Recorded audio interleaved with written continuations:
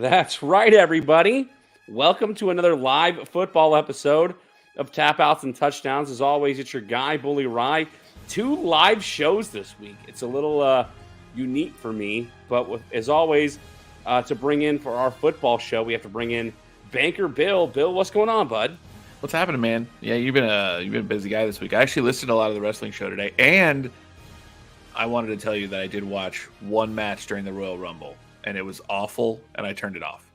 Which match in the Royal Rumble did you watch? Exactly. Roman Reigns match with AJ Styles and some other people.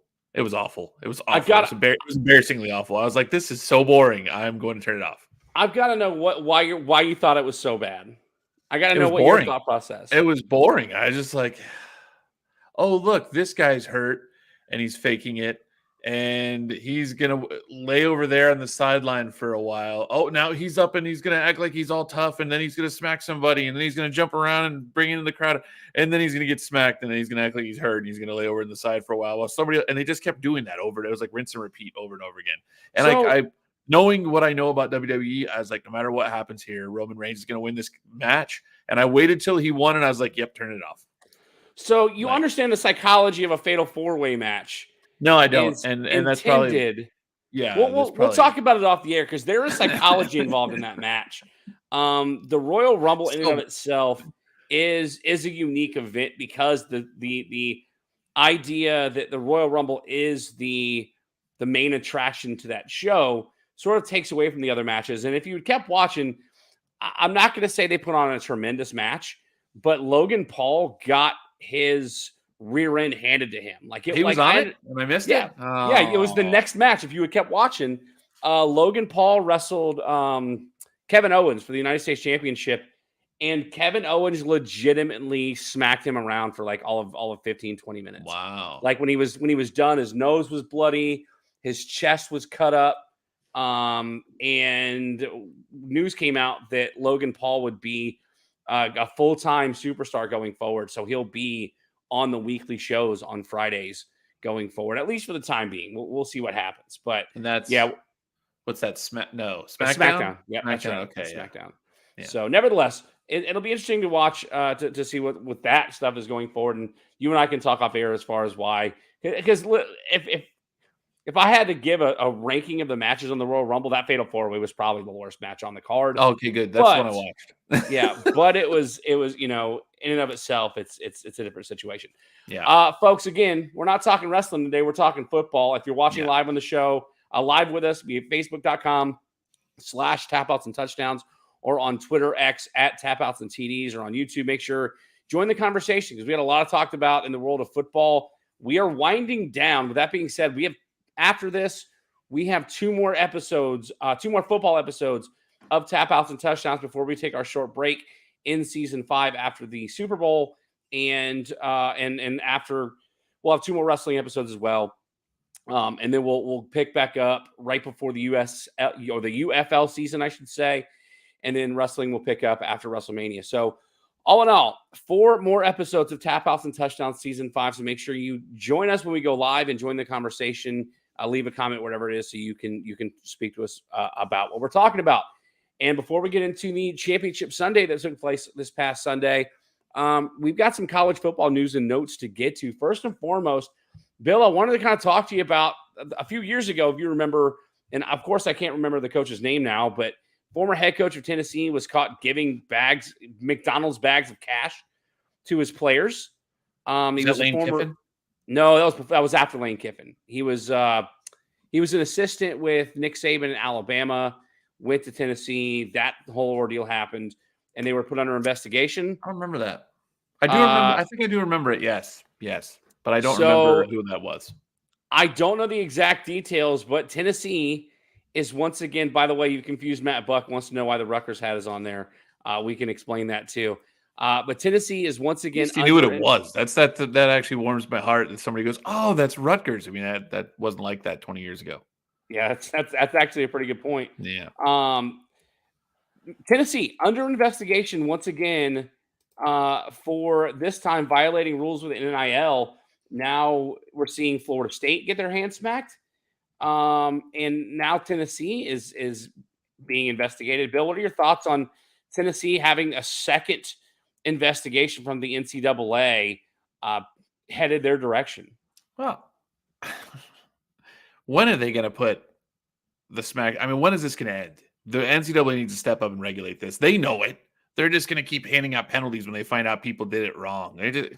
This is the Wild Wild West, and I don't understand. Like they're running around acting like they're marshals, like they're handing out justice to the people that really. But as soon as they turn their back, the other teams are doing it. This is just ridiculous to me. I think honestly at this point, I saw somebody the other day. I saw an article that said that the NCAA needed to be dissolved, and we needed to create some other organization that actually oversees college. Well, at least on the side of college football. That they are just allowing it to run, rampant. Right, the craziness is just over the top, and it's terrible. It's terrible. It's Tennessee's getting busted, but everybody's doing it. Everybody's doing it. They're just getting busted. Mama Frick in the house. Listen, I'm not denying that. I think I've actually made comments in the past that the NCAA needs to be dissolved for football, and football needs to run their own thing. By the way, it was Jeremy Pruitt was the former head coach at Tennessee that was giving recruits or giving players McDonald's bags with cash. That doesn't ring a bell at all, unfortunately. And the problem is that now it puts them in this is a direct quote from the ESPN article written by Pete, I guess at Thamel, puts them in the crosshairs for potential sanctions as repeat violators because of the ruling in the summer of last year, where it was charged with 18 level 1 violations and fined a record $8 million. Let's see. The scope and breadth of the current allegation, according to sources, include the potential for enforcement staff to charge multiple level 1 and level 2 violations. The case revolves around the activity related to Spire Sports Group, which is Tennessee's primary NIL collective. So what? The second Spire? What's that? Spire. Spire? That's what it said. You know who that is, right? Not a clue. That's who owns the Greenville Swamp Rabbits. No kidding. If they're the same company, I mean, they also own 2 NASCAR teams. The Spire Sport. That's Spire Sport. I'd have to look and see if that's the same one, but it would seem odd that you'd have 2 large, I guess, what do you call them? They're not corporations. I think Spire's a corporation, but whatever the NIL deal people are, whatever they have going on there, LLC, I have no idea. But it'd be odd that they would be named the same thing. Yeah, I mean, listen, it's interesting to me. You want to add to this real quick? Not to interrupt you. You want to add to this real quick? I'm looking at an article right now where now the attorney generals of Tennessee and Virginia have filed an antitrust lawsuit against the NCAA that challenged the ban on the use of name, image, and likeness compensation in the recruitment of college athletes. This is getting really, really messy. Yeah, and it is the NCAA's fault. Well, I'm curious to see what's going to happen, because obviously the level 1 and level 2 violations took place with Jeremy Pruitt, and that was years ago.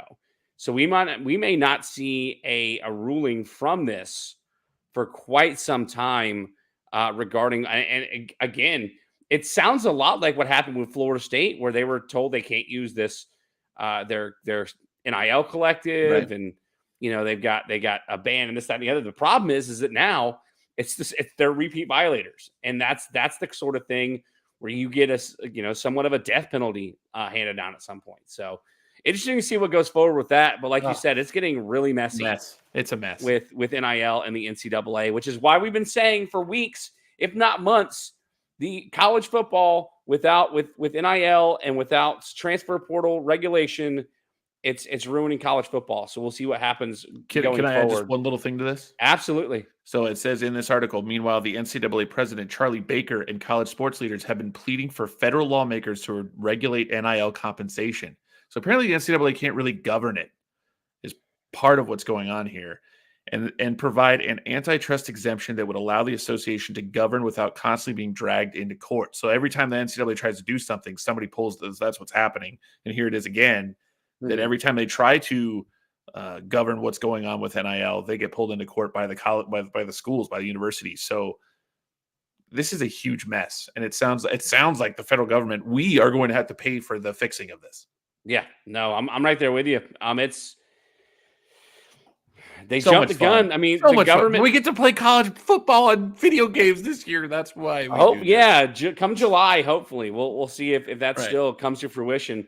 Next up on the college football docket, with the departure of Jim Harbaugh going back to the NFL with the Los Angeles Chargers, he came out and said, "There's nowhere else that I'd rather be." Well, with an NCAA investigation looming in Michigan and Ann Arbor, I'm sure there's nowhere else he'd rather be because it means that it gets him out of Michigan. Yeah. Well, while he was suspended this year, Sharon Moore, I'm hoping I'm pronouncing that right, was promoted to that interim head coach role. And now former offensive coordinator Sharon Moore has been officially promoted as head coach for the Michigan Wolverines, the first African-American head coach at the University of Michigan. Bill, I'm not really sure what to think about this. I mean, it's not Jim Harbaugh, but he knows everything that Jim Harbaugh was doing.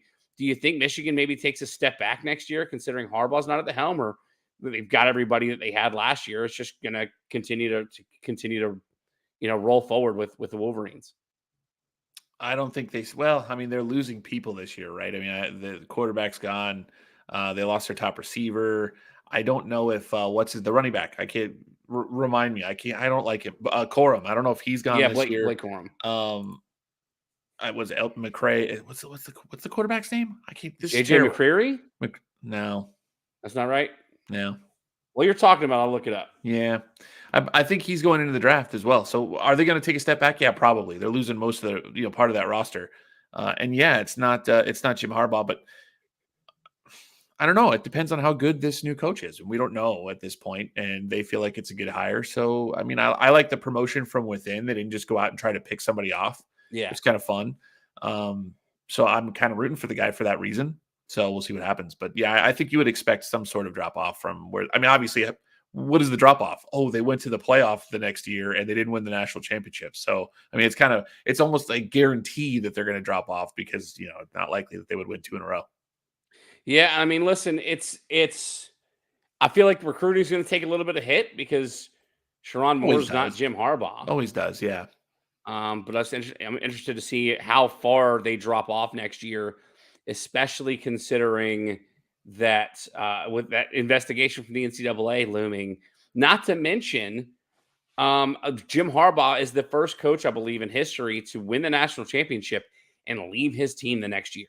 So I think that should tell you all you need to know about what Jim Harbaugh feels is coming at Michigan. The last bit of news that I wanted to touch on from college football before I say news. I did want to touch on one more thing with college football. But there's a story coming out that Florida State alleges that former ACC Commissioner John, I believe it's Swofford, cost member schools millions of dollars by negotiating with Raycom Sports, who employed Swofford's son at the time. Basically, the suit essentially alleges that Swofford negotiated the TV deals to help out his son, costing the ACC schools millions of dollars.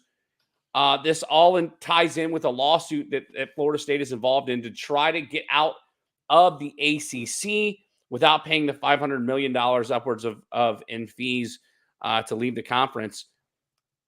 Bill, I don't know how to approach this from a starting standpoint. Have you ever seen this large and this long of a tantrum come from any kind of organization? I haven't. Florida State is doing but here's the deal. If it's ruled in court that it's true. Yeah. Then all of the ACC schools have the right to get up and leave without repercussions. I hope Florida State wins, or this is super embarrassing. If they just go, come on, man, just stop. This is just, I mean, they are just throwing it right now to me, unless they're right and they can prove that they're right. I mean, it just might be in a shot in the dark. Who knows? But they are throwing a temper tantrum for all temper tantrums right now. This is crazy. And when will it stop? What else are they going to try to cook up to try to figure out how to get out of the ACC? Because they are just so mad right now that they got left out of the college football playoff. You wouldn't get this reference, but wrestling fans watching or listening would get the reference. It reminds me of when Batista was getting ready to retire and he came back for one last match with Triple H and he screams on the mic, "Give me what I want." It's unbelievable. I mean, is it just me? Because I don't like Florida State. No, not after all this. No, they can kick rocks. It's just like every week you got Florida State saying this now. this person did something wrong. This person's awful, and God, it's crazy. It started for me. It all started with all of the pushback they got when they didn't make the playoff, when they weren't the fourth best team in the country. Yeah. Then everybody left. Then they got the hammer drop because they were abusing NIL. And now they're trying to leave the ACC because obviously winning the ACC did nothing for them this year. Now they're doing everything they can to like walk around in a baby diaper and get mad that somebody, won't give them crayons to write on the wall at this point. Yeah. Like it's insane to me. Well, they did we just got the adjusted rankings as well for recruiting, because they do, like, after the All-Star period and everything, they go through all the games and whatnot. They re-rank everybody. I don't know if you noticed that just happened this week. Well, they re-rank. They do. So it's like they re-rank everybody, and so at the ESPN 300, people change. Some people gain stars and things like that. That caused FSU to drop out of the top 10, the re-ranking. They were at 9th and they dropped to 13th. I mean, that's not a huge drop, but it is a drop. So it doesn't help that they had half of their team transfer out before the end of the season. Well, this is just the recruiting, though. This isn't like roster grade or anything. Yeah. So recruiting didn't help. But South Carolina, by the way, stayed solidly at 17. I'll take that, considering we were so bad at recruiting for so long before and after Spurrier. So I'll take anything I can get. We'll talk more about South Carolina athletics and Homer's. Oh, I'm sure we will. You know what? For that matter, before we get started, I'm going to mute you while I do my Homer's Corner tonight. Oh, fine. 100%. I'll make faces. It's good. I'm going to be absolute bully ride tonight. I'm muting you during my Homer's Corner to make sure that I get it out without you like, oh, they're basketball. Oh, I didn't like. No, you're getting the mute. I'm 100%. I'm muting you during Homer's Corner tonight. Fair, okay. One other bit of college football that we're going to talk about is that they released the conference representation in the Super Bowl teams. Spoiler alert: the Super Bowl is set. We're going to talk about that here in just a few minutes. I think, unsurprisingly, the SEC leads the way with 32 teams. The thing that actually kind of surprised me, I know what you're going to say. The FCS schools. Okay. So no, you didn't know. The FCS schools have 13 players represented in this year's Super Bowl. The ACC sits with 14, and the AAC sits with 8. One fewer player represented by FCS teams in the Super Bowl rosters than the ACC. That to me was mind-boggling. Bill, what were you about to say? You thought you knew what I was going to say, but I think I saw a statistic this week that no Alabama player has ever caught or ever scored any points in the Super Bowl ever. That's crazy. Yeah. How is that? Even Alshon Jeffrey got a touchdown for the Eagles the year they won. I was like, what? You literally are the number one school for the last 15, 20 years. And you know why it is? No. Because they're so good, they get drafted to garbage teams that never make the Super Bowl. Oh, that's true. That makes sense.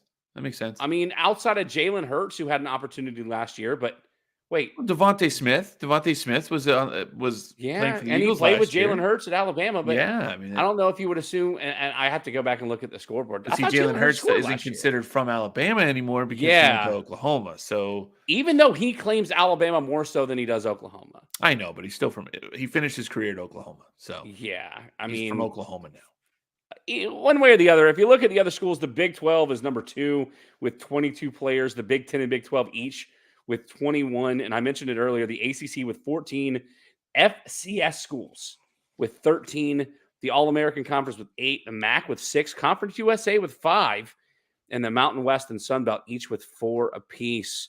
Pedro Guillen in the chat, Bama linemen make it and win, but don't score points. That's a pretty valid point too.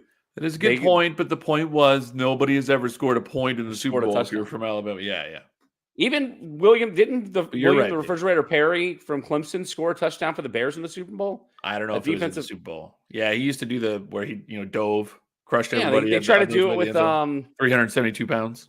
Yeah, they still try to do it. I thought it was not with Dexter Lawrence. I thought it was the guy that played for Miami. I don't know if they still do it to him anymore. But Warren Sapp?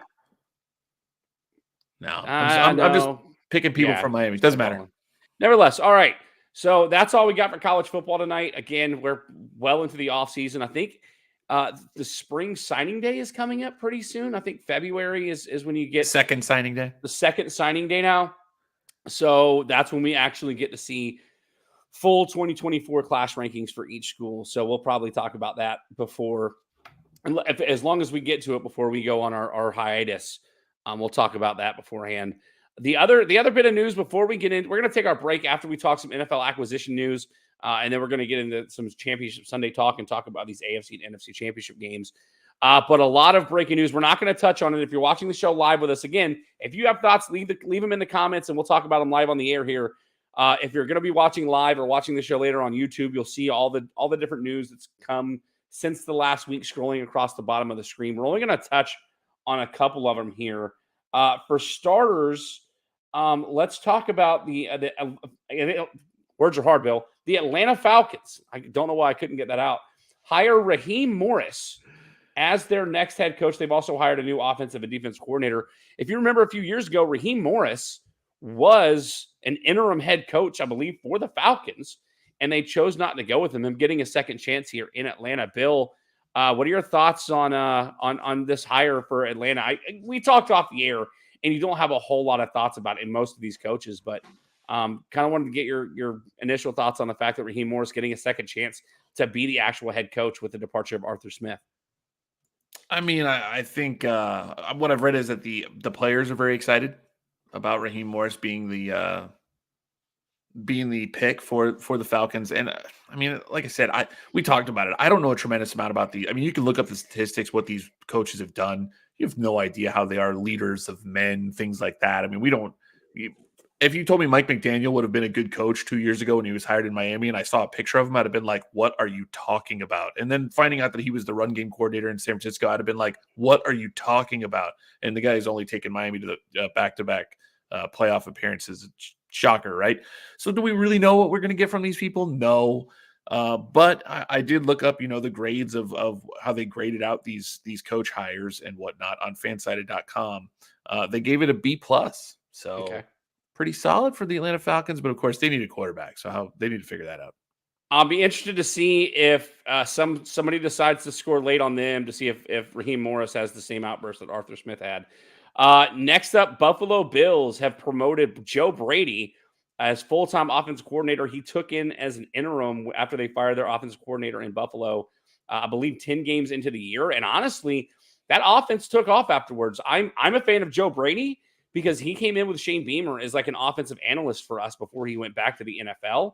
And he seems like he knew what he was doing when he took. I mean, we've talked about it as it's to much of your chagrin, the fact that Buffalo came from the land of the dead to win the AFC East, and I believe they won a game in the playoffs and played in the divisional rounds. Bill, what are your thoughts on promoting Joe Brady here in Buffalo? Well, to be honest, Ryan, I actually looked up and I didn't really. You sent the hiring news to me, and I was like, I don't care. Too much. I don't care. So much. Yeah. There was one that I looked at though because I felt like it hit a little bit close to home with me with Ken Dorsey being the hire for the Cleveland Browns as offensive coordinator. He was the Buffalo offensive coordinator that got fired 10 games into the season this year. Yeah. The Bills were 5-5, and from that point forward, they went 6-1. They went 1-1 right away, and then they ran it off. They ran the table 5 games at the end of the year. I actually looked up the offensive stats, and you said just now that the offense took off. That's incorrect. There's only one thing that happened that was a little bit different, and that was there was a little bit more of a run game by both Josh Allen and Cook. That's the only difference. Other than that, what the problem that was happening when Ken Dorsey was offensive coordinator is the receivers were dropping passes, and Josh Allen kept throwing to the opposing team. That's the only difference. Well, they play closer games, and they were winning the closer games with the new offensive coordinator. I feel like it lit a fire under Josh Allen's butt, and there might have been a situation where Dorsey was telling Josh Allen, listen, I don't want you to get hurt. Don't run as much. And so Josh Allen was trying not to be Josh Allen because Josh Allen actually kind of stinks as a passer. He's got a 92 passer rating over his career. That's not very good. But his QBR is fantastic. He was third in the league this year, and that's because he runs all over the field. And I think that was the difference. But anyway, point of that is, new offensive coordinator in Buffalo, you're going to have to let Josh Allen run. Whatever happens, that's what you're going to have to do. Real quick, Zach Pierce, Zach Attack made picks with us earlier this year in the chat. What's up? Who do y'all have voting the Super Bowl? We're probably going to talk more about that next week because we have the Pro Bowl games coming up this week, and that's what we're going to talk about. I want to remind you it was James Cook that was playing running back for the Bills, who had a better second half of the season. Did I say when Cook? Joe Brady took over? Did you? I think you did. Yeah. Yeah. Next up, and I think this is all worth talking about because they were the worst team in the league, and they seem to be sort of trying to take over a team within their division. The Carolina Panthers, we mentioned last week, hired Dan Morgan as their general manager, former linebacker for the same team. Now they've hired Dave Canales as their new head coach. He was the offensive coordinator in Tampa Bay last season. They've hired Brad Idzik as the offensive coordinator, who was the assistant wide receivers coach in Tampa Bay last year, and Harold Goodwin as the assistant head coach and run game coordinator working with the offensive line, who was also with Dan. Did I say Dan? Dave Canales as head coach here in Carolina. So it seems like they've taken a lot of the offensive staff that helped Baker Mayfield look like a Pro Bowler, and they're bringing them in to Carolina, considering Tampa Bay last year were not preseason picked to win the division. We're preseason picked by most people, including us, to finish bottom of the barrel, and they go on and win a playoff game this year. Bill, knowing all that, I should let you know that Idzik is supposed to be like best friends with Canales, and none of them have a whole lot of really like concrete coaching experience. They're going to have a press conference tomorrow where they're, I guess, going to announce that Canales is still going to call plays with Idzik as offensive coordinator. Everything that I just threw at you, what are your thoughts on the hires made by the Carolina Panthers? I'm thinking they should bring Baker Mayfield in as well, honestly. He's a free agent. I know he is. I don't think Bryce Young's the guy. I'll say that right away. But I think it looks good. I mean, everything that they've done, he spent time underneath Pete Carroll, Canales did, which I think he helped Geno Smith make the Pro Bowl. Yeah, I think that's a really good a part of his career. He's obviously going to learn a lot from Pete. Pete Carroll's fantastic. Obviously, I'm a big fan being out there for a while. But yeah, I'm looking at his statistics, looking at his stats over the course of his career. He looks fantastic. I think the worst part about that team is their owner, and fansided.com gives that hire an A-. So that's pretty good. Zach Pierce wants to everybody know that Carolina's still going to suck. Will. Listen, they're going to win 4 games. We talked about it on the Cat Cave over on the Fansville Sports Network or the Tobacco Road Sports Radio's YouTube channel. We talked about the fact that with all these coaches coming over from Tampa, Mike Evans is a free agent this year. Oh, and the Panthers need a wide receiver. So they need more than one. They need more than one. Yeah. And I don't know if Mike Evans would be willing to risk his career record of every year in the NFL going off for 1,000 yards, receiving each and every year. You know what? I'm not sure. That might matter what the plans are in Tampa Bay. Like that might make a difference what the plans are in Tampa Bay to get a quarterback down there in Tampa Bay. I don't know if we think Baker Mayfield's going to resign there. If Kyle Trask is the future, because that was a battle at the beginning of the year. They didn't know who was going to start the first game. Yep. And Trask looked good in preseason, but we'll see. We'll see what Mike Evans decides to do. But man, that's interesting. That is interesting. But no way, no chance. Don't even get excited about it. The second person to recognize your hat, Tim Costello in the chat. Do I spy with my eye a Rutgers hat? See. And Zach Pierce saying that he Evans is a stud. 10 Had him years on my in a row fantasy with 1,000 team yards. this year. Let's see. Next up on the list, we've got a new GM potentially in Los Angeles. The Chargers, after hiring Jim Harbaugh, are expected to hire former Ravens director of player personnel, Joe Horitz. I don't know, as their new general manager, I don't know much about him, but I can tell you right now, they put together a nice little roster in Baltimore, despite not being able to make a Super Bowl. Quick opinion, I think it's not a terrible hire. I did want to ask you what your thoughts were. Kellen Moore fired, I believe, by the Panthers earlier this year as a quarterback's coach, hired to the Philadelphia Eagles as a new offensive coordinator. Meanwhile, your former defensive coordinator, Vic Fangio, hired by the Eagles as their new defensive coordinator. Good move or bad move for the Eagles? I know you were tired of seeing Fangio in Miami, but do you think he's going to be able to take the talent that Philadelphia has and mold them into a championship defense? I don't even want to speak on this because I feel like I have really, really bad feelings about this whole situation. You can't tell me, Ryan, if a guy is let go out of a job and they say that it's now, I've heard now that it wasn't quite as amicable between the two sides as it was, that he was actually forced out in Miami. And the next day he gets the job in Philadelphia. You can't tell me that there wasn't somebody already talking to him before he was not under contract with the Dolphins. You're not going to make me believe that. I've never got a job in a day in my life. And I'm pretty good at stuff, but not a lot of stuff, just weird stuff. Really quick, Pedro Guillen reminded me Kellen Moore was with the Chargers. He believes as offensive coordinator, yeah, but I think he spent part time with the Panthers this year because he got dumped as the offensive coordinator before.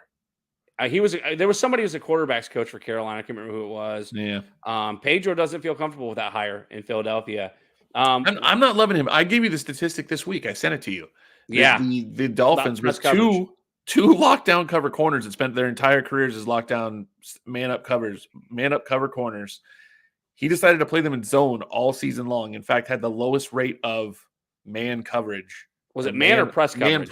Man press. Yeah, they were both. Well, Xavier Howard made his bag being a press cover corner, and he wouldn't allow him to do it this year.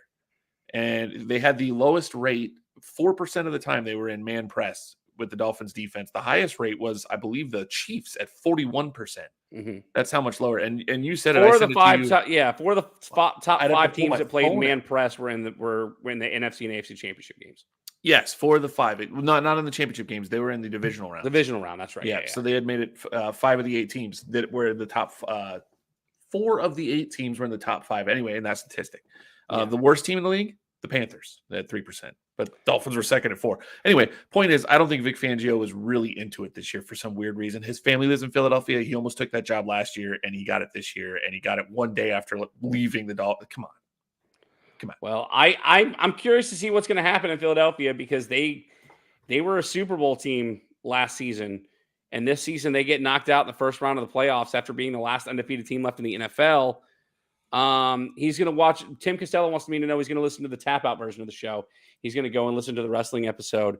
If you want to watch the video, it's on Facebook. We did go live last night, so the video is on both YouTube and Facebook. If you want to watch us talk. But with the face for radio, he actually turned it on at work. He turned it on at work while you guys were live. He's like, he's live right now. Incredible. I'm like, how is he live right now? I said, you should get on there and say, do you ever work? I was going to say, you should know. I've got about one more week left before I get back to work. In case somebody with my company is, I'm going to the doctor next week to get cleared. I'll be back in a week and a half. Don't worry about that. Last up on the list, we won't touch much about it. The Steelers have hired former Falcons head coach Arthur Smith as their offensive coordinator. The Falcons struggled on offense. They didn't have a quarterback. There's questions of whether or not the Steelers have a quarterback. Good or bad hire for the Steelers to go and take a former head coach as their offensive coordinator? I hate it. I don't know why I hate it. I don't know much about Arthur Smith, but I feel like he embarrassed himself towards the end of the season and then got ousted because of it. And with that last game. And I find this funny, and I think I've said it to you. I find it weird when you feel like there's all these coaches that didn't seem like they were very good at their jobs, and then they get picked up somewhere else. And I'm like, how do you do that? Like, how do you have a system? Yeah, like how do you have a mediocre offense down there in Atlanta as an offensive head coach, and then the Steelers are like, hey, you should come over here and make our offense mediocre. Come on, bring it over. Like, I'm not sure. Like it wasn't already mediocre to begin with. Exactly. Yeah. Hey, we're good at mediocre. Come on over here. We're being a little bit better than mediocre. So yeah. Very odd to me. That's too funny. Well, listen, that's all the news and notes we're going to talk about. We're going to take our first break. When we come back, we're going to talk Championship Sunday. We're going to break down the NFC and AFC championship games. And then we're going to end the show talking about the Pro Bowl games and my favorite segment, Homer's Corner. So stay tuned. We'll be right back right here on Tap Outs and Touchdowns. This episode is brought to you by Carolina Business Equipment. With offices in Charleston, Greenville, Columbia, and Florence, Carolina Business Equipment can supply your copiers, computers, and printers anywhere in the state of South Carolina. Call my personal best friend, Aaron Thompson, at 843-452-8761 for a quote today, and make sure you tell him that Ryan from Tap Outs and Touchdowns sent you. Carolina Business Equipment, you worry about your business, let us handle your technology. All right, everybody, welcome back to Tap Outs and Touchdowns. It's your guy, Billy Rye, alongside Banker Bill.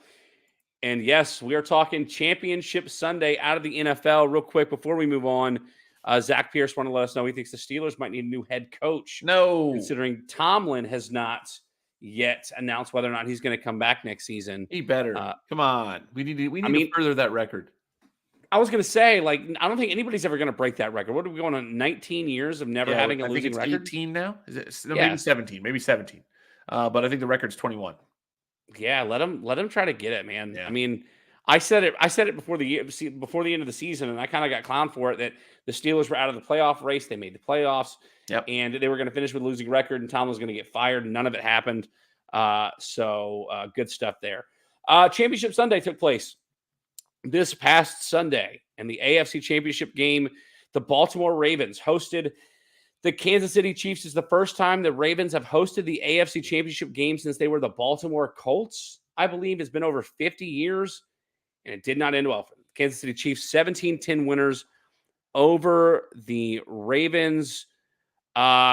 Listen, the biggest takeaway that I had, and when I was looking through like the stats to put them on the ticker so you can read them if you watch the video with us, the biggest takeaway that I had from this game was that the Ravens had 37 pass attempts. If I'm not mistaken, between their running backs, a combined 8 rushing attempts for the running backs. 37 passes to 8 runs. The running game is what this. Listen, I've been a Panthers fan my whole life. When they drafted Cam Newton, that's when I decided to shift to the Lions. But I remember it was like 2007, 2008-ish. The Carolina Panthers made it to the playoffs and got a first-round bye on the backs of Jonathan Stewart and D'Angelo Williams. And when they got in that playoff game, it was the year the Cardinals made the Super Bowl.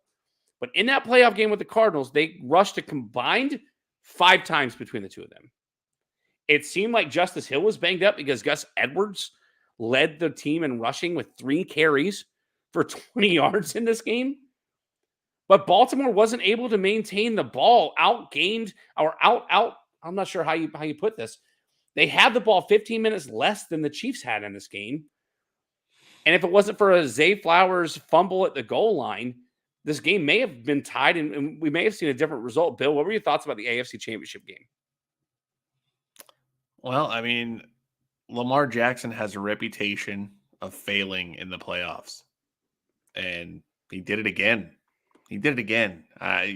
That team looked like it was almost unbeatable after it beat San Francisco in San Francisco. Did anybody think that we wouldn't see the Ravens in the Super Bowl? I don't think anybody expected them to lose at home as the number 1 seed.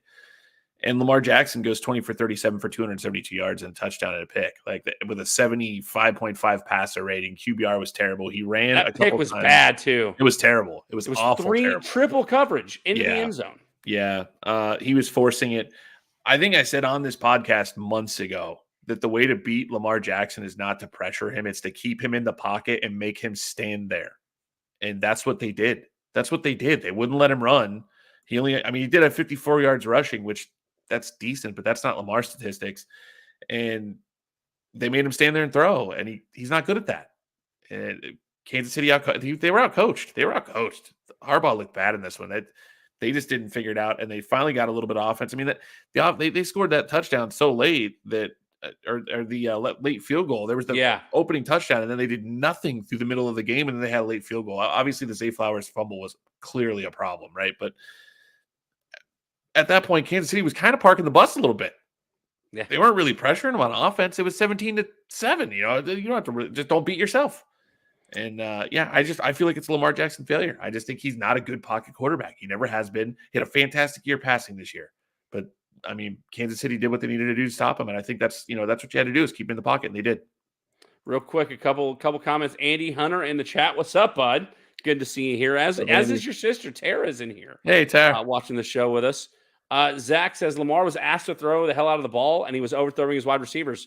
Not a bad look. I mean, on the other side of the ball, the Chiefs did what they needed to do to keep Baltimore off of the field, to keep that offense off of the field. Pacheco ran for 68 yards, but had 24 carries. Yeah, Patrick Mahomes had 39 pass attempts, but it was ball control. Travis Kelce did Travis Kelce things, 11 receptions, 116 yards, and 2 touchdowns in this game. Again, I don't think he had 2 touchdowns. I think that's a typo for me, but the Chiefs did one TD for him. Yeah. The Chiefs did what they needed to do, and they are back in the Super Bowl after sort of being left for dead. People wondered, well, how are the Chiefs going to be able to go on the road and unbelievable make the Bowl? And they did it. Unbelievable. Yeah. Just congratulations to the Kansas City Chiefs. Oh, look who else is in here real quick. Tim Costello, Cowboys as a team choke. Lamar didn't show up. Banker Bill called it. And Michelle Russell's in the chat. What's up, I think Michelle? even if the Ravens as a team choked, he's going back to the Cowboys. I think that's just his hate for Cowboys. What's up, Michelle? Yeah, man, Lamar. Tim loves this. He's been telling me, "Hey, pull the MVP." Where I said Lamar's the MVP. I said, Oh, "What yeah. what was my hashtag? MV fail. MV fail. MV fail. MV failure. MV failure was spelled Yeah. with a PH. Yep. Well, for about 5 minutes, I'm going to change hats because this is the last time I'm going to get to wear this hat this season. As my Detroit Lions I know. fell to the San Francisco 49ers. No. They on didn't the fall. road. They collapsed. Sorry. Yeah, they collapsed. You Yeah. say That's the right phraseology. The San Francisco 49ers collapse or win this game 34-31 as the Detroit Lions collapse in the second half. Listen, as a Lions fan, the first half was phenomenal.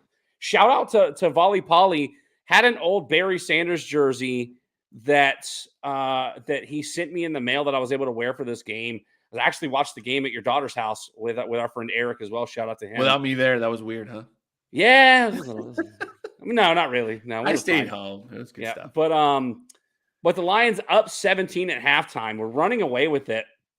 And in the second half, the Niners did the opposite. 17 unanswered points in the third quarter.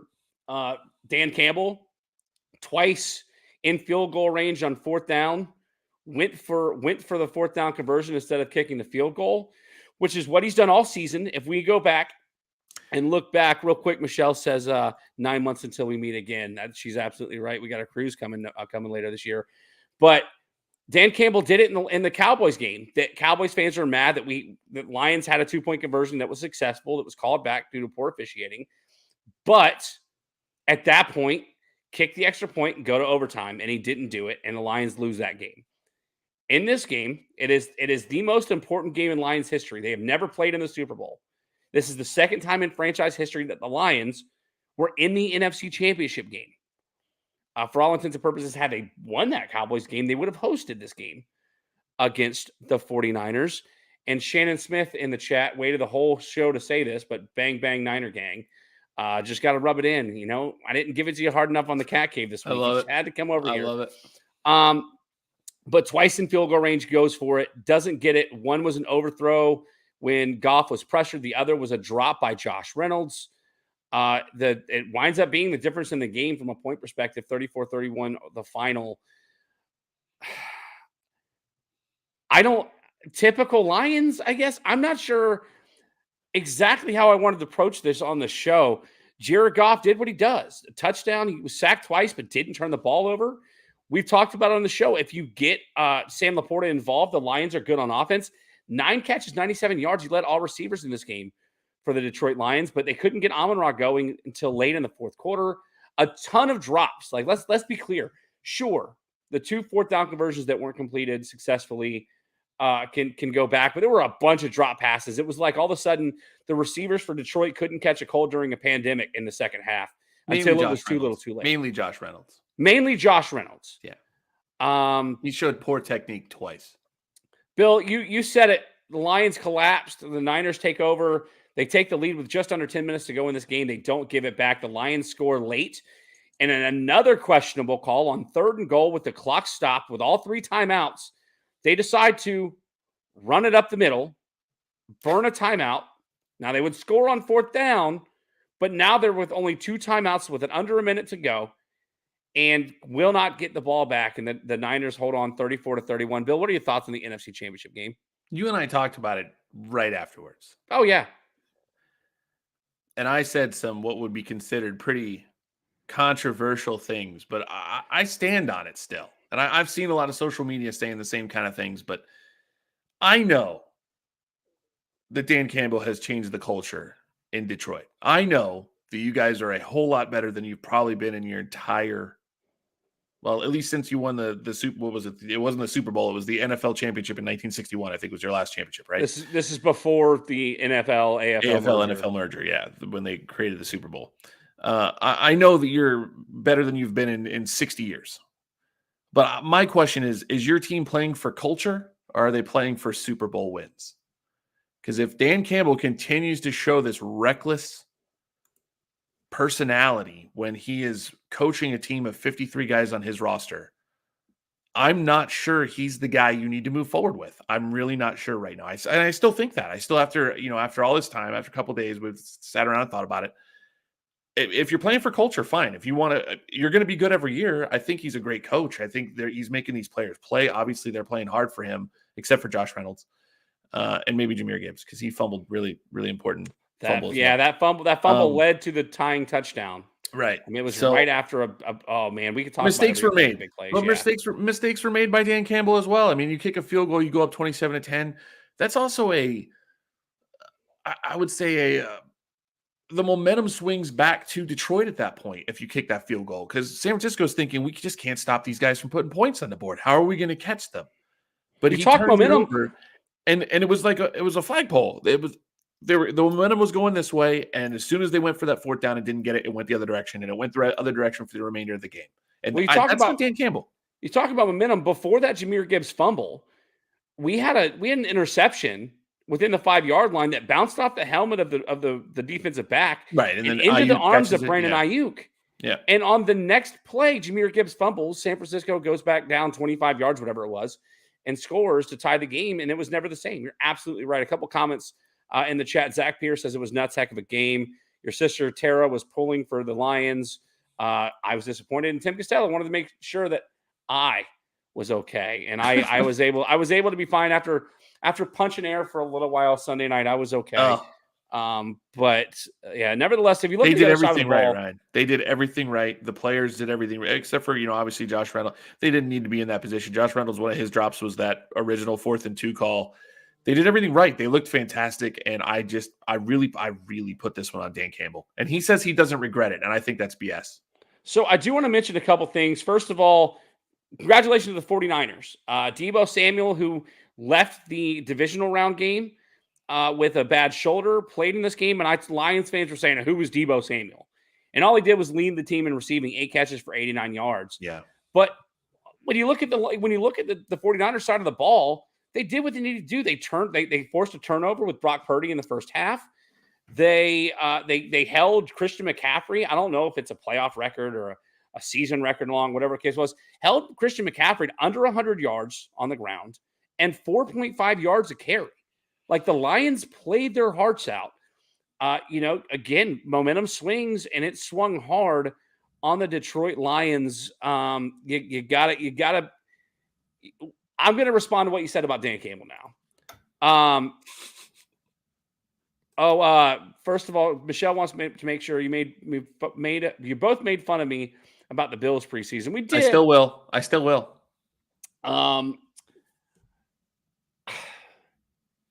Dan Campbell even acknowledged how significant this loss was after the game, where he said, I don't know. This might be the only chance we have at this. Dan Campbell knows how important this game was. It was also announced earlier this week that Ben Johnson, the offensive coordinator, who's been offered plenty of head coaching jobs, has decided to come back to Detroit for yet another season. I'm not sure where Aaron Glenn, the defensive coordinator, stands, but I don't think many fans would be upset if he left, because our defensive backs, despite being one of those top 4 teams, man press coverage, the secondary was where we struggled the most.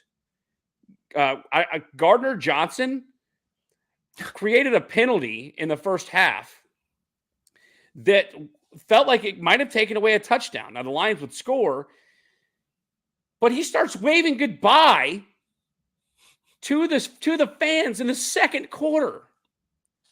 I don't think it's time to let go of Dan Campbell. I understand that. I'm not saying right now. Obviously, they're going to keep him. Yeah, I understand. I understand your perspective. I don't think it was a dirty hit. It didn't. I think there was more acting, more flopping Pedro. But nevertheless, Dan Campbell has created a culture in Detroit that is turning into a winning culture. That's the thing we need to remember. We got to the NFC Championship game 3 years removed from a 3-win team. We talked about this on last week's show. Everybody sort of chalked up their draft this year to a failure with Jack Campbell, Jahmyr Gibbs, Sam Laporta, and Brian Branch. Yeah. Our top 4 draft picks. Everyone took a giant doo-doo on the Detroit Lions.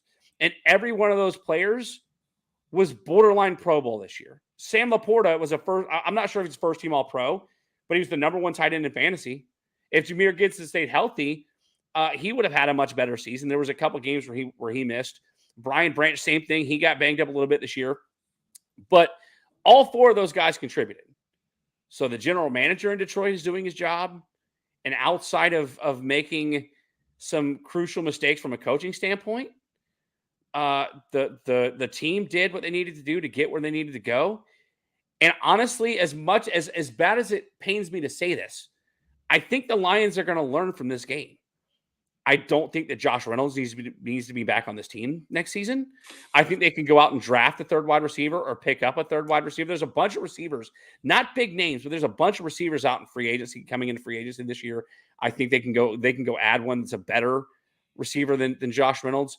I think you need to cut some guys loose, like Cam Sutton, like Gardner Johnson, among others that I think would bolster the secondary. I don't think this is their only opportunity. Unless we see some drastic fall off in the next year or two, I think Dan Campbell's safe. He did what he did. He rolled the dice one too many times, and it cost him a shot at the Super Bowl. And therefore, my point is he's being known for this now. I think they went for it on fourth down like 43% of the time during the regular season. That's more than anybody else in the NFL. And I looked at the analytics. They talk about, the analytics say he should go right here. I think, and Tim Costello would know this because I said it to him because I looked it up at work. But funny. Yeah. But I believe in both situations when they talk about the analytics and why you should go, and it increases your chances of winning the game.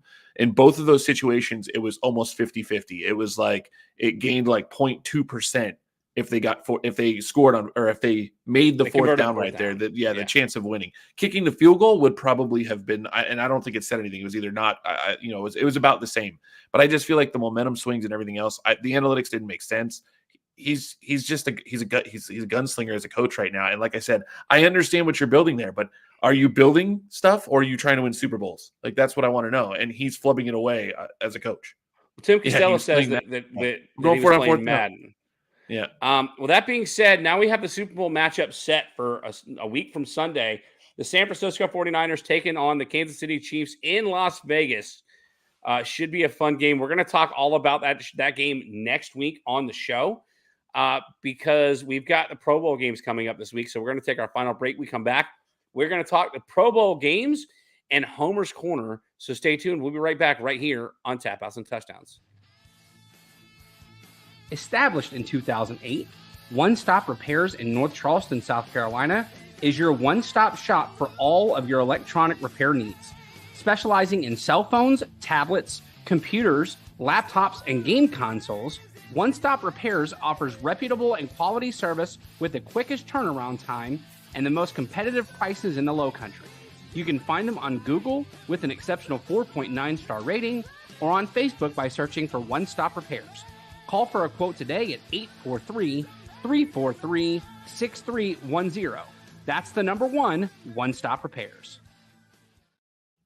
All right, everybody, welcome back. Tap Outs and Touchdowns. It's your guy, Bully Ryan, alongside Banker Bill. And this weekend, we have the NFL Pro Bowl games, which is their answer to the sort of skills challenge, because nobody was watching the actual Pro Bowl when it was an actual NFL game.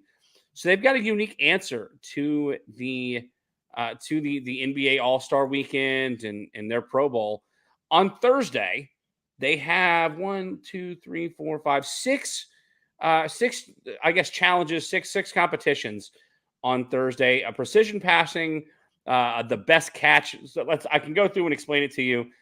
Precision passing is an accuracy competition. Best catch is one player it's kind of like their answer to the slam dunk contest. The closest to the pin is a golf accuracy competition where 6 players from each conference attempts to drive a golf ball as close to the hole as possible. It actually replaced the longest drive from last year's Pro Bowl games. Then you've got high stakes, which I had no idea what it was. This is a multi-round competition where players attempt to catch the most punts. Without putting the balls down. Without putting the balls down? Is that what you said? That's what they did last year. The guys were holding the balls and they were trying to catch punts with other balls in their hand.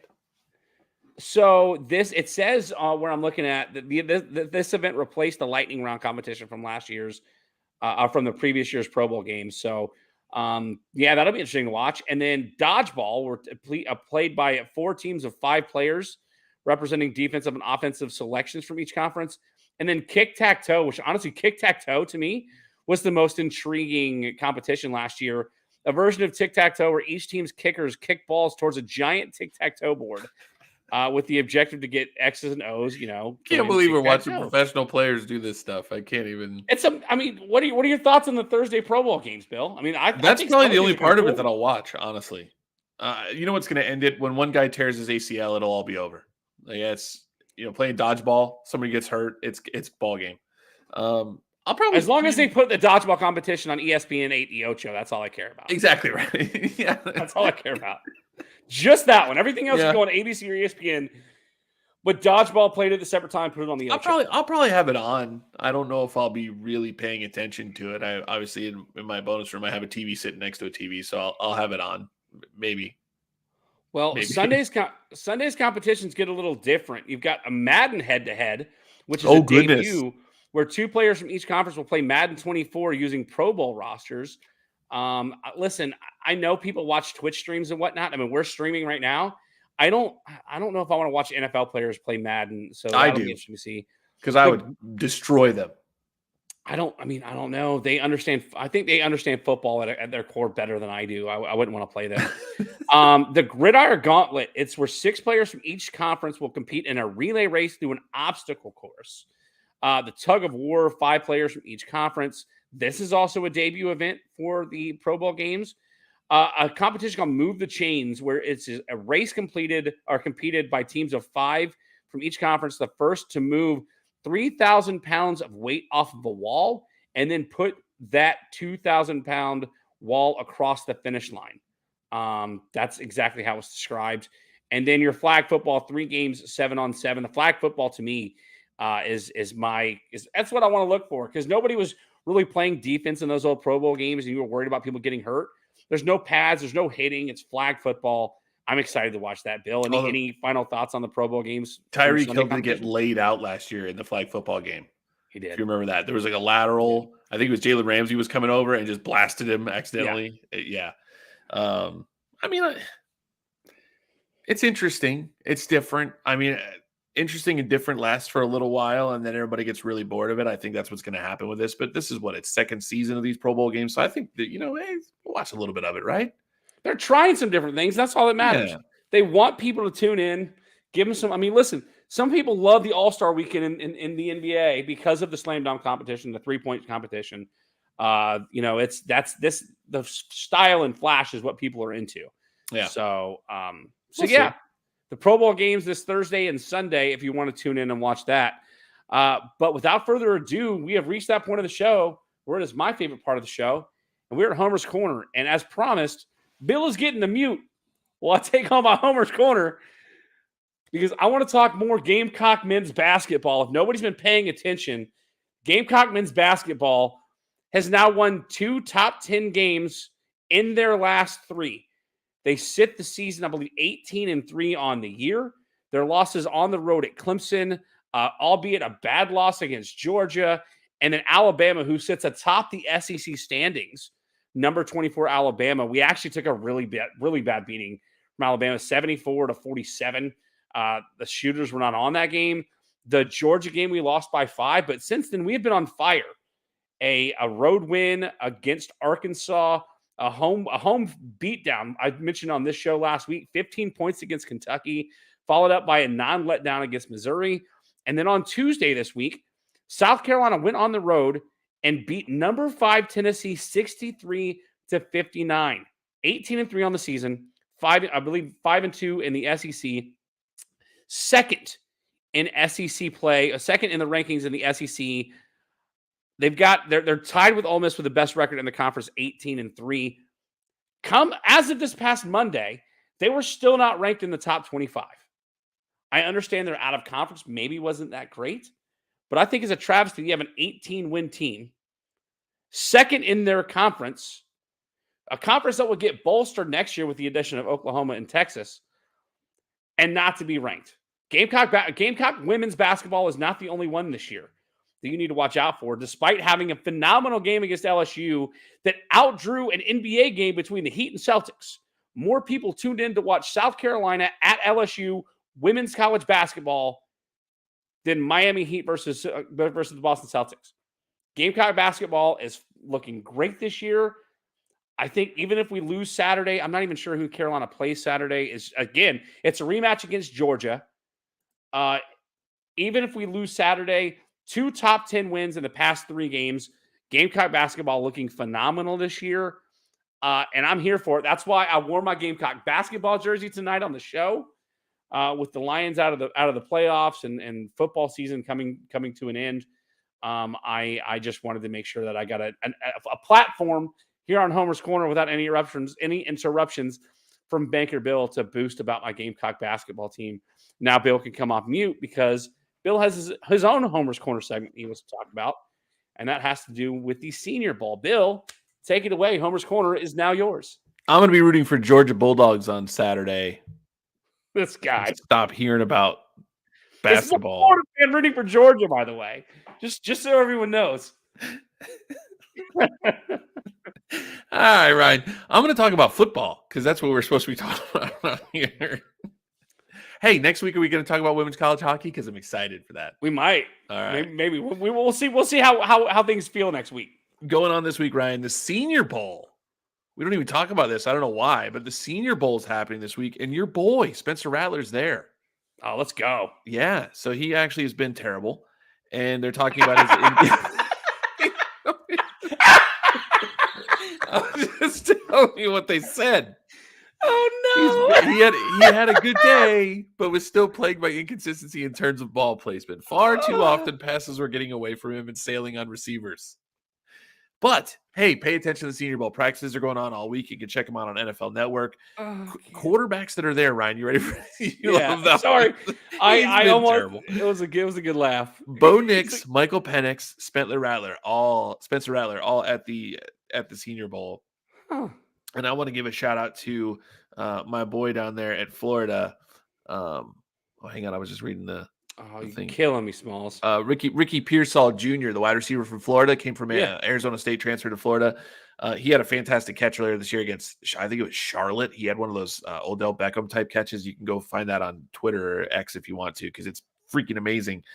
He apparently is having a fantastic week route running. So go Ricky Pearsall Jr. But definitely check this out. I like watching the Senior Bowl and the Senior Bowl practices and seeing who does well, because they do a lot of stuff with not just obviously the skill positions, but they also talk about the offensive line, the defensive line, things like that. And then you get a lot of one-on-one competitions between the corners and the wide receivers, which is really fun to watch as well. Apparently the McConkey from Georgia has been absolutely breaking everyone's ankles this week with his route running there. Even though he's not super athletic, and they said he was like the 17th best wide receiver. He's been fantastic in practice. But check it out, man. NFL Network every day. I think tomorrow and Friday are the last days of practice. They've been practicing since actually might be tomorrow. I think they do Tuesday, Wednesday, Thursday practices. So if you check them out during the day, or you can just record it, and then don't forget the Senior Bowl's on this weekend when you're not bored with Pro Bowl games. So they actually play real football. Out of curiosity, do they have anything about Xavier Legette on there? They did actually. They did talk about Xavier Legette. Let me look it up. Because Mel Kiper has now ranked him as a top 10 draft pick. So do you want me to read it? Yeah, go ahead. Here, let me find him, because here we go. Senior Bowl's top ranked wide receiver on most lists coming into the week is South Carolina's Xavier Legette. He struggled with drop passes Tuesday. They were probably thrown from his quarterback. No, I'm kidding. Shut up. And was off to a slow start again on Wednesday. That changed as he made an awesome running catch. Full go at the sideline. Legette went full vertical extension to grab a high pass before getting both feet in bounds. It hasn't been a jaw-dropping performance for Legette, a player many were comparing to Deebo Samuel after he caught 71 balls for 1,255 yards and 7 touchdowns in 2023. But he ended the day with positive momentum heading into the final day of live practices. Well, I know. And yes, he is the highest ranked, I think, wide receiver on most boards right now. And it's crazy because Mel Kiper had him like as a top 10 pick in his latest like mock draft rankings and all that stuff. Big dude. Yeah, I mean, there were people were comparing him in the regular season of college football to DK Metcalf. I mean, 6'3", 227. 227, just jacked and speedy too. He hit that 23 miles an hour in the game against Mississippi State. So I think he recorded the fastest speed in college football this year. Yeah, so a great receiver. Anybody be lucky to go and draft him. Hopefully he can stay healthy headed into draft season. Bill, we're about to sign off here. Anything else you want to say before we mosey on out of here tonight? No, I think thanks for everybody for hanging out once again. Go Rutgers, obviously the hat. I'm very diverse with the teams that I like. So I decided to bust that one out. But yeah, I hope everybody has a good week and look forward to some fake football on the weekend, other than Senior Bowl. Yeah. Shout out everybody who joined the show. There's too many comments to go back and read through. Thanks for everybody who watched, whether it was Facebook. It looks like YouTube was watched tonight as well. Thanks everybody who joined the conversation and watched with us. Reminder, 2 more wrestling episodes, 2 more football episodes, and we are done with season 5 of Tap Outs and Touchdowns. We're going to take a break and come back right before the UFL season kicks off to talk about that. I'm sure there'll be some college football news that we can get into and some offseason NFL with the NFL draft approaching. So make sure you stay tuned to watch PJ Steven and I talk pro wrestling and Banker Bill and I to talk all things football. Also a reminder, if you haven't already checked it out, go over to the Tobacco Road Sports Radio's YouTube channel and check out. Matter of fact, just go to Tobacco Road Sports Radio's website as well, because they have plenty of content coming out of the state of North Carolina, and they house Tap Outs and Touchdowns as well. But make sure you check out the YouTube channel or the Keep Pounding Podcast Network, powered by the Fans First Sports Network, where you can find my Carolina Panthers show, The Cat Cave, where I'm joined by Shannon Smith and Michael Davis, and we talk all things Carolina Panthers. We're not taking a break. We're going to keep rolling with that show through the offseason. I don't know how much we can actually talk Carolina Panthers, but as bad as they are, Just a lot of L's. Just a lot of L's. We're going to do it. So make sure you go and join us there as well. That's it that we've got for you. Thanks everybody who was a part of the show. For Banker Bill, it's your guy, Billy Rye, and we'll see you next time right here on Tap Outs and Touchdowns.